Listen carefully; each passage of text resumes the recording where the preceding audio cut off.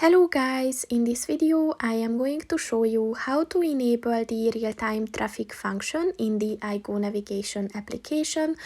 But first I just want to mention, don't forget to subscribe to my channel, because at 10,000 subscribers I am going to show you my whole YouTube revenue statistics and growth strategy, as well as how to make money online.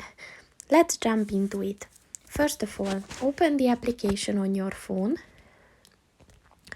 And then click on the three lines at the bottom of the page on the right. And then scroll down and click on the settings button.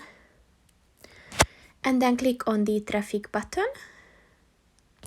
And if your traffic function is enabled, you will be able to see the real-time traffic mode as well. So to enable it, just click on the white square next to it.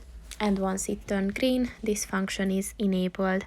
So that's pretty much it for this video, guys. See you in the next one. Goodbye.